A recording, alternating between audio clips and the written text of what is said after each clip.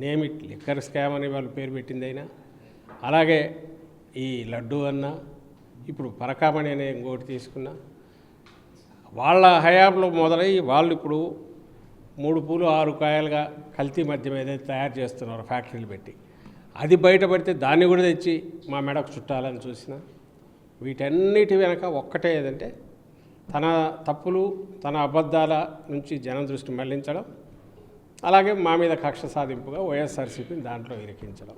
దీనికి బేసు ఒక్కటే ఆయన కనుక్కున్నది ఏదంటే కన్ఫెషను, కాన్స్పిరసీ. ఈ రెండు వీటి మీద ఎవరో ఒకరిని తీసుకురావడం, కన్ఫెషన్ అని రాయించడం, లేదు కాన్స్పిరసీ థియరీ తీసుకురావడం, వీళ్ళందరూ కలిసి కుట్ర పన్నారనడం, ముందు దాన్ని కోర్టు ముందు ప్రజెంట్ చేయడం, ఏమంటే ఇన్వెస్టిగేషన్ జరుగుతుంది అనడం. న్యాయస్థానం కూడా ఇన్వెస్టిగేషన్ జరుగుతుంది కదా కాబట్టి కొన్నాళ్ళు ఓపిక పట్టండి అని జైల్లోకి పంపడం. సో ఆయన ఒక దెబ్బకు 2 పిట్టలు అన్నట్టు తను మా మీద కక్ష సాధింపు తీర్చుకుంటున్నారు, ఇంకోవైపు తన మోసాలు అబద్ధాలు చెప్పినవి వాటిని కప్పిపుచ్చుకోవడానికి ప్రయత్నం చేస్తున్నారు, ఇంకోటి ప్రజల్లో విష ప్రచారము అవి బాగా విపరీతంగా చేస్తున్నారు. అందులో భాగంగానే లడ్డూది కూడా జరుగుతుంది.